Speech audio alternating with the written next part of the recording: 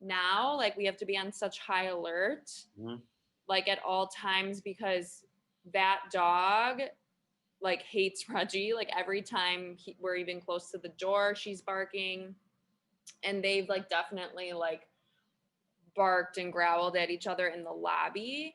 And so now we're seeing, because he's had that reaction to this new dog, like, now he's having that reaction to our neighbor, like the humans. And yeah, so that, and then also last week, we normally take Reggie, there's like it's like a dog, it's honestly not technically a dog park, but everyone, like, it's like an unidentified park that has a fence, and everyone uses it as a dog park. Is it by the expressway? What? Is it by an expressway? No, not that one. We've been there, but it's a different one, like further in West Town. Okay. And we used to take him there like every day. Like, he really did very well. And then, but there's this one dog that's like definitely barked and growled at him in the past. And last time we were at the dog park, he was getting chased by another dog. He ran into this other dog that he's had a history with, and they like immediately were fighting, and there were like lots of dogs involved, but that dog got bit. So I don't really think it was Reggie, because Reggie was in the front of him and the bites were on his back, but that owner's like blaming us for the bite. Okay. Because like it looked like Reggie started it, because he like ran into him. So there's that too. And like, so now we're like super nervous. Obviously we're like not going to any dog parks right now, but like from what I feel like from you guys, like he's been fine at daycare, and this was just kind of like an isolated incident with like a dog that he has history with. But I guess our concern is like, he's being territorial, like he's being like doing some resource guarding and like some stuff like that. So we don't know if like that maybe was building up, and then we're just worried that he's going to become aggressive. Okay. Yeah. Something. I think short story, we've seen a huge increase in territorialness and need some help. Yeah. That incident. So when he ran into the dog, do you mean like he like literally just ran into him? Yeah, like he like collided because he was getting chased by this little collie, and then so he wasn't paying attention to where he was going, and he like hit him like super hard. Yeah. And then there was, do you know like just roughly how many dogs were involved in the incident? There were a cluster of dogs there, and the incident was like 5 seconds. Like it was over so fast. I nicked him. He flipped on his back. He was on the ice, like flipped on his back, and then he came over to me immediately. Okay. And the dog continued to play. Like this wasn't even brought up to us until like 2 days after, when I was at the dog park with him. And the owner came and was like, your dog bit my dog, like all this stuff. And the owner is like super irresponsible. He's never watching his dog. Like, oh yeah, I'm familiar. Yeah. So I don't know, but that's kind of, there were a bunch of dogs though, a bunch of dogs. In prior, cause you said there has been, there's like a relationship there, right? Between Reggie and this dog. Yeah. Have they ever gotten a scuffle before? No, not to that extent. That dog, whenever we pass him on the sidewalk, will lunge and bark and growl at Reggie. Well, there's a couple times where been at the dog park together, and it seems like Reggie's gonna go, directly towards them, and so we just kind of recall him and keep him away from the dog. Yeah. Correct. But it's a known thing. Like when we go to the dog park, we watch for that dog to avoid it. Gotcha. With the neighbor's dog. Mm-hmm. So it's like, so that dog came in, and then you start to, and there was that, I guess, incident or whatever, and then you start to notice Reggie be more territorial within the complex. Is that correct? I think it grew within the last couple weeks, maybe even the last month. Like it just seems like he seems more territorial. Like Kelsey was saying, like even just like toys, like for Christmas we got him this great big bone, and even just yesterday he was playing with it, and I went to pick it up because he had it on the carpet, didn't want it on the carpet, so I went to pick it up, and he was showing teeth at me, which he doesn't do that. Sure. He does it to me more than David. But he doesn't do that to me, and I mean, made him pillow and still took the bone away and that kind of thing. But like, I'm at the point where it's like, he can't have that stuff. I'm not sure. messing around with it. Yeah. So that's real, like, resource guarding. Okay. Anything else? I don't think so. We were like in close confines with my parents for like 10 days, and he really did quite well with them. Well. But he was still. But we were in neutral ground. We were at their place, so he was on edge a little bit. Yeah, he had growled. He had growled here and there, but like that really wasn't out of the ordinary. Like when it's like bedtime for him, he's like a grumpy old man. Like he just gets ornery, and we put him to bed. Yeah. And so it was like in those situations where we went on long hikes, and he was, tired, and Kelsey's mom's trying to kind of give him kissy face, and he's like, "No, I don't want to do that right now." Okay. Anything else? I think that's the main thing. Yeah. That's the main stuff. Okay. Yeah, here, I mean, other than those first couple of days here that Reggie had, like, it's been great. No issues. I have noticed that because there was obviously the first couple of times, because I had to remote him and all that stuff, he was kind of standoffish at the front door. But then there was a period where he kind of, I think he had gotten kind of used to, like, oh, it's, Jesse or whatever. Yeah. And he'd greet me at the front door. And now I've noticed he's actually been just back on his bed, and I'll come in and I'll crouch, and then he just kind of runs over to me. So yeah, his behavior, I mean, it's shifted, but nothing concerning.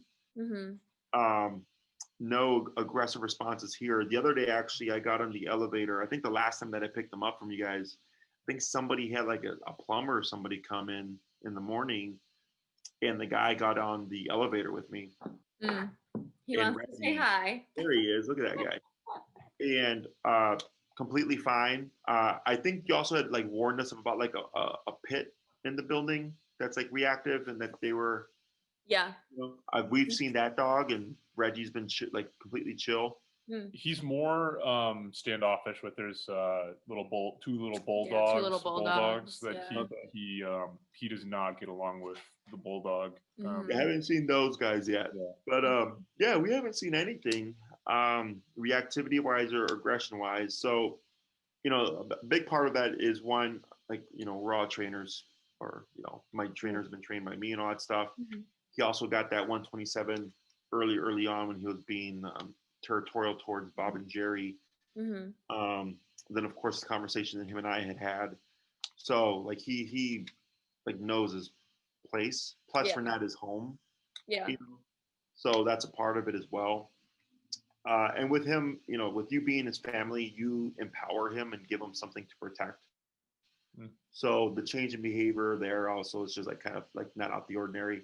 I actually just did 2 consultations, and the dogs do great at the daycare, but are super reactive and territorial with the owners. And I go, yeah, because it's community setting, Yeah. So what's his operating number been when you guys walk with him and stuff? Like mid 70s. Okay, so you're up there, yeah. Because that seems, I think I usually have it around 60, and he does really well around that.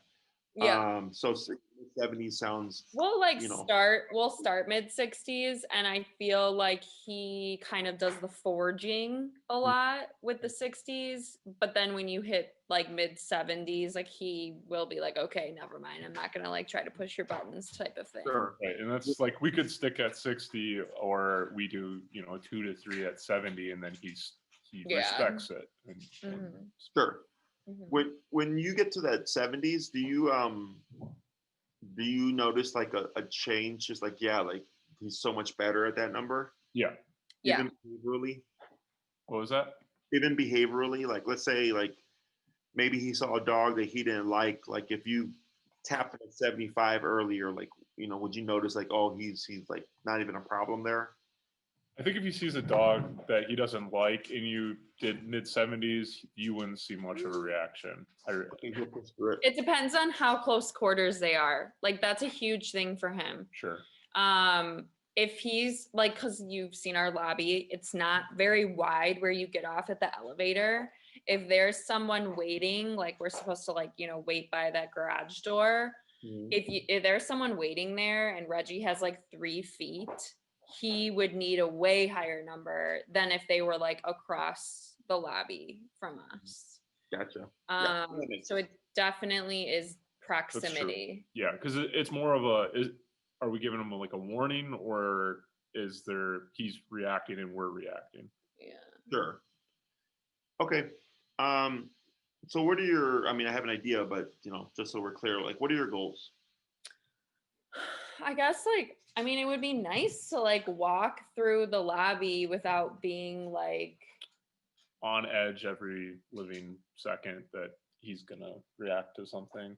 I think the biggest thing for me is hopefully when COVID is done, we would like to have people over and stuff, and he really hasn't had much experience with that. I know on the pack walks we talked about kind of establishing a line within our apartment that to start working on the territorialness within our apartment and being able to have people over. And I think that's one of my biggest things is, I have a lot of fear of having people over right now and when we have, like, I feel like I have to spend every living second babysitting him to make sure he's not going to do something stupid. So I think just kind of that territorialness within the apartment is one thing for me. Okay. Yeah, I guess one thing that I would like to see change, which I think feeds into how on edge and reactive he is in our lobby, is like the elevator is such a trigger for him. Like he'll hear the door ding and he just like stares it down until it opens. And it's like every door that opens, it's like a new, I don't know. It's that light switch. It's the light switch. Yeah, that you were talking about, like when he goes into prey drive, I feel like every time the elevator dings, he goes into prey drive.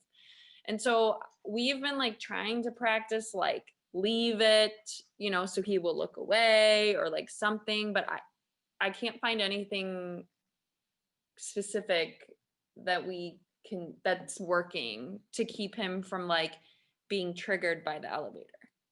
Okay. Anything else? I don't think right now, no. Okay. So the way I go about this is everything aside from the threshold with guests, everything's going to be based off the heel. So, and I know you guys had watched their videos and of course use those to like get your foundation down. It's a pretty solid foundation. Is we would revisit that, okay? Because I have to see how you've actually done it, and then see how well he actually walks with you, and tighten that up, okay? I think a big part of it is finding that breaking point for Reggie. Yeah. Where you said, like, for instance, when it's close quarters and that 3 foot, elevator gap or whatever, like you need a much, much higher number, right?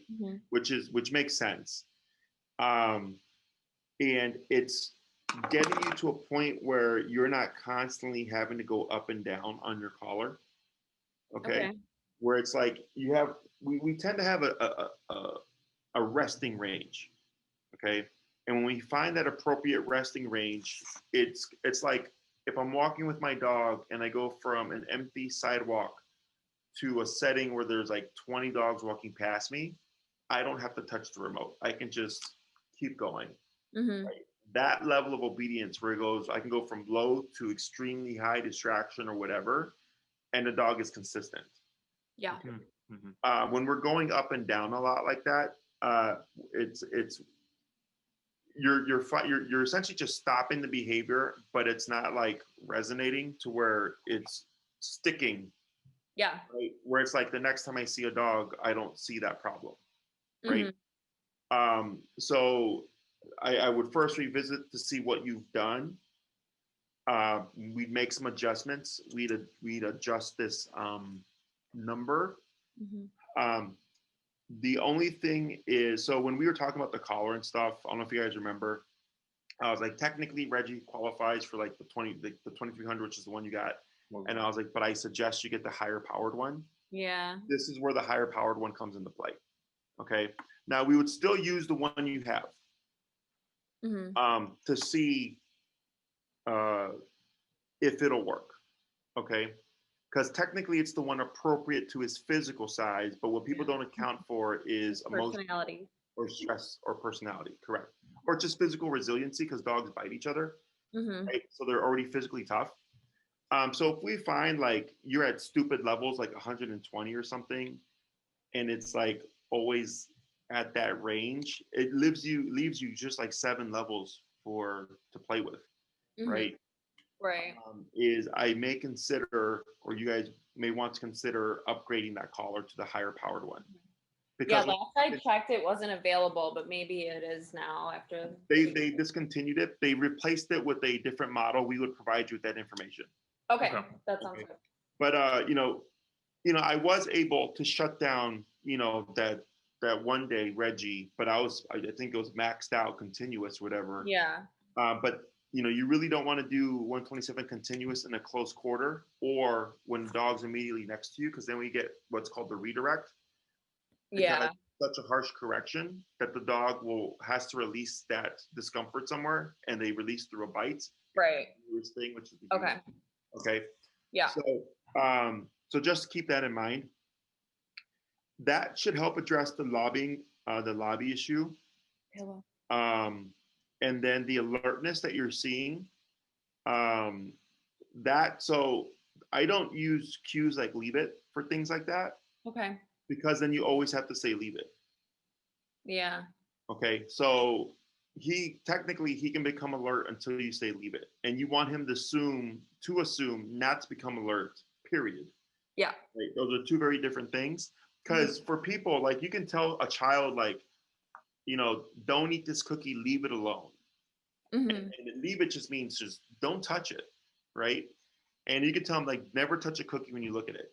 And they would understand that concept. Whether or not they do it is another thing, but they would understand the concept, right? But for dogs, every time he would see that object and you said leave it, he doesn't think, oh, she means leave it just forever. It's leave it in this particular context. And the next time, if I don't say anything, technically you can have it. Okay. That's how dogs' brains work. So if, like, every time he looked at a squirrel, I said leave it, I will always have to say leave it when he looks at a squirrel. Okay. But if he looks at a squirrel and I just remote him at 127, at some point one would think he's just not going to want to look at squirrels, because there is no warning. It's like, if you look, this happens. Right? So it's like touching a hot stove. You touch a hot stove, you get burned. Yeah. You just don't touch a hot stove, right? It's similar concept, where he just thinks, if I don't want to be corrected, I just don't perform the behavior. Okay. And then just having, of course, the number or the intensity that's going to dissuade him, but then also resonate, so that he learns to just himself not go to that state of alertness. Okay. The guest threshold thing, we would just, that's a class or two where we'd have to show you. I mean, you saw the video I sent you, correct? I think we sent it to you. Were you able to replicate it in any way, or? The problem is that we just haven't had strangers over to, like, each other. Yeah, I guess. So it doesn't matter that he knows you. What matters is the exercise. Yeah, he just acts so differently. No, but we could still do it. Like, he still greets me at the door, that kind of thing. So we could still do it. Yeah, the reason why it's because obviously with you, he's going to be excited, right? He's not going to be territorial. It's more so just to teach the concept. Okay. So, and it's actually more difficult when it's people that the dog loves or knows, because he's so excited, he really wants to say hi. Right. So I always tell everybody, like, if you can get your dog to do that, getting your dog to back off with a stranger or guest, whatever, should be so much easier. Okay. Of course, again, we're more than happy to help with that exercise and stuff. But if you're wanting to get more out of that class, like once we get to that point, what I would do is just start practicing with each other. So if one of you guys is coming home from work, you ran out for an errand and then you're coming back, instead of just walking in, knock, have him already set up, do the exercise. He has to keep the threshold no matter who it is coming through the door. And then, once he holds it, 5 minutes or whatever, they can go and break it and then of course greet him or whatever. But I just care that he has that impulse control and goes, oh, I know it's mom and dad and I love them so much, but I have to be calm and like stay back here. Okay. For the sake of practice. And then this way, when we come over and Enrique goes over or whatever, you're able to practice with someone he's not anticipating on coming over, and then kind of get a real feel of how he would respond. Okay. And then we talk about, of course, just like if we shut down suspicion and territorial behavior, he should be much more relaxed, that we shouldn't see tension, like that growling that you're talking about. Yeah. But if we do, we'll correct it and go over how we correct it, which would be, of course, e-collar and like what to expect. The hardest part would be if someone came over, you did the exercise, and then he's kind of tense with them and growling, is how do we create trust? Yeah. That's the problem is he's like, I don't like you in my home. You're out the ordinary, right? And I don't trust you. Right. We have to build trust. And that takes time and repetition. Okay. So like with COVID, if, you're not having anybody over, it's kind of like, well, is it really worth covering now? Yeah. Right? Or is it like, do we wait and just until things are more normalized and you're going to have consistent guests over? Because you would cover the exercise and then I don't know how long it's going to pass before it's like, okay, now we're having a guest 4 months later. Yeah. Yeah. So, just keep that in mind. Again, more than happy to show you, but if you're not going to be like actively working on it on a regular basis outside of yourselves, it's kind of like a waste of a class, because then you might forget once that time comes what you're supposed to do. Okay. Is there anything else you're trying to achieve with Reggie? I don't think so. I think that's the biggest thing. Yeah. Yeah, just like some behavior modification. I think you guys are close. Okay, I just think that we need to tighten up things a bit, because you've done a good job with Reggie. But your eye isn't my eye. So when people make progress, they're like, oh my God, this is so much better than it used to be, right? Especially with Reggie when we had him on the prom. Yeah. Yeah. With the prom, right? Is I'm like, yeah, it's way better for sure. But there's this little like 10% or 5%. And that's where like the other stuff is coming through. Okay. So in terms of like, what commands did you teach Reggie? Like, because he has the recall and the heel, correct? Yep. Yeah. What with the e-collar? Well, with the e-collar, I mean, I think that would be something Kelsey would say she'd want to work on too, is just the commands. He's more responsive to physical signals than he is verbal commands. I guess this is my concern. I think so. We started the e-collar with heel training and recall. So he thinks that whenever we nick him, it just means come over to me and be at my heel. So when, I don't know, in certain instances when I'm like trying to like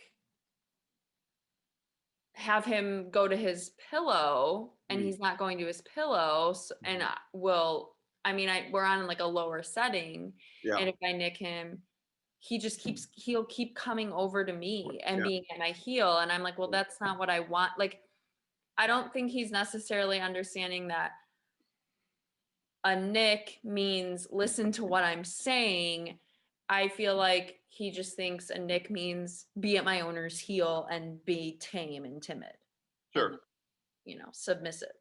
Yeah, I gotcha. That tells me probably wasn't layered correctly over that command. Okay, because he should learn concept or context. Yeah. So like, go to your bed and tap them, and it was layered correctly. The tap would send him to the bed. Okay, so that makes sense. So what would like dictate the length of time and just the number of classes I recommend is just like what you want to cover. Like I know the stuff we have here, right? Mhm. But then just like any additional stuff, like of course, like you said, going to your bed, or if Mhm. you wanted him to learn like the 6 formal obedience commands. So there's sit, stay, down, come, place, heel. Yeah. That are meant to be functional. They're meant to be used to give you control over Reggie, so that you can do more things with him and like have control over him in different Mhm. environments and stuff. So I think you guys are like in the 6 to 9 class range. Okay. Um, it'd probably be a class or two reviewing the heel, making sure that was taught correctly, because that's where everything is based off of. Mhm. Adjusting the level, making sure we find the right intensity that again just keeps Reggie in check consistently.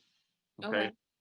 Um, and then from there, we would keep an eye on the lobby behavior and the alertness. Mhm. Okay.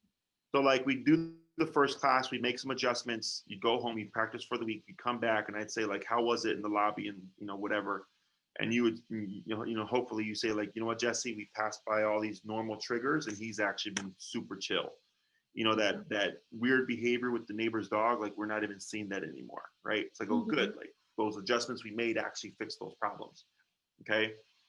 And then I would of course teach you how to, because life's not going to be perfect. It's not like you train Reggie and then he's just going to be a great dog. Like, if a year from now, like he's doing awesome, he's being a good boy, and Mhm. then a year later, like he has a little like reactive moment, but you shut it down very quickly. Like that's Mhm. actually pretty good. Mhm. So like my pit, I've had my pit Lexi for like 8, 9 years, Mhm. and she's had a handful of reactivity moments towards dogs. Okay. And seemingly like out of nowhere, because I'm not assuming I need to watch my dog because I almost never have an issue with her. But in Mhm. 9 years, I've had her become reactive, Mhm. right? And I just shut it down real quick because I'm a trainer. Mhm. But 5 reactive moments in 9 years, I mean, that seems pretty normal, right? Like Mhm. I get pissed off sometimes, right? Mhm. But I don't get pissed off every single day, all the time for the littlest things, right?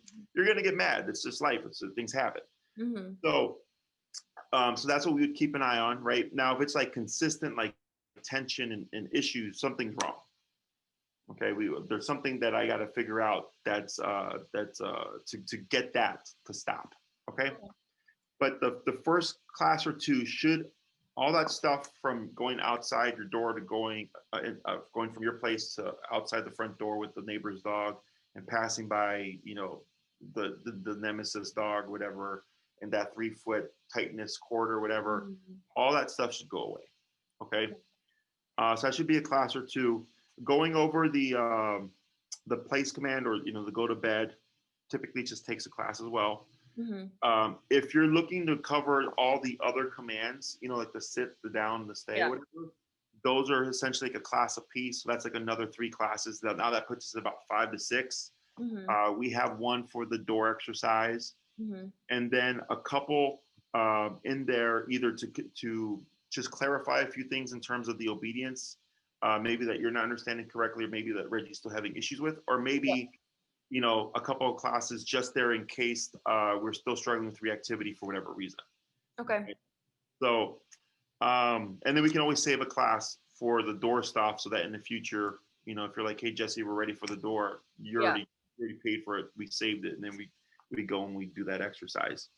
Okay. Um, so, if we do 9, we're going to cover much more stuff. If you do 6, I would bare bones it, where I go, okay, I know what your problem is and I know what you need to fix that problem. Yeah. And focus only on those things. Okay. Now, let's say we get things done in 3 to 4 classes and you have those 2 classes, 2 to 3 classes left. Mhm. We can cover other stuff. Mhm. Okay. I just don't know how it's going to work out with Reggie, because we also have the factor of the remote, Mhm. right? Um, and I think you'll be fine. But at the same time, like Reggie doesn't view me like he views you guys, because you're his family. Yeah. And I 127 continues them, so he knows what I'm about. So that's another factor too. Okay. Mhm. Um, any questions or concerns about it? Well, I'm just wondering if we, because I think in the beginning we were going to get the other collar. It wasn't available. Sure. Yeah. So I'm just wondering if we should proactively look into that. Yeah, if you want to just start with it right away and just kind of not have to worry about it. And your collar, like you should be able to sell it in Right. because you've only had it like maybe not even a year because you guys started coming in No. the summer, right? Yeah, we got it in August. Right. Yeah. So like if I get a client that needs one, actually I might even have one coming up soon because he's a young man who was impacted by COVID. He's an entertainer. So he's trying to do things on a budget. So I can actually talk to him. I have Maria send him a message, see if maybe he's not bought his collar already. Right. Yeah. He'd be interested in buying yours. Used. Yeah. Right. Yeah. Used. Do you know what you would want for yours? I don't know what it was. No, we'd have to look and let you know. I don't remember what it was. Because I think it's like 287 with tax. Yeah, I want to say we got it for like, 260 something, I think. Something like Sure. Yeah. Well, and the other thing is like I thought my brother has like a chintzy one too. So and our family's always had these. So I was gonna check with him too. Oh, see if he wants it. Yeah. Yeah. So but we'll get back. Their to dogs. Yeah, Sorry, we'll get back to you about that. What'd you say? No, you got chopped out for a second, but you're fine. Okay. Yeah, I'll just talk to Maria to let her know, just to put it out there for him, and then we'll just say like, we're waiting to hear back, and if it's a yes or no, it's not a problem. Okay. Okay, and if you can just send us the information on the other one. Yeah, yeah. So the newer model is the 1900S Black Edition. Okay. Okay. And you can go on Amazon, and then Maria would send that to you as well. But it's a 1900S Black Edition. It should run about $325-ish with tax. Okay. But that's now the new version of the other collar that I had recommended since they discontinued the other collar. Okay. And I've used it. I've trained now, I think 5 to 8 dogs with that new collar, and it's really good. At first, I was kind of like, this sucks. I don't like it.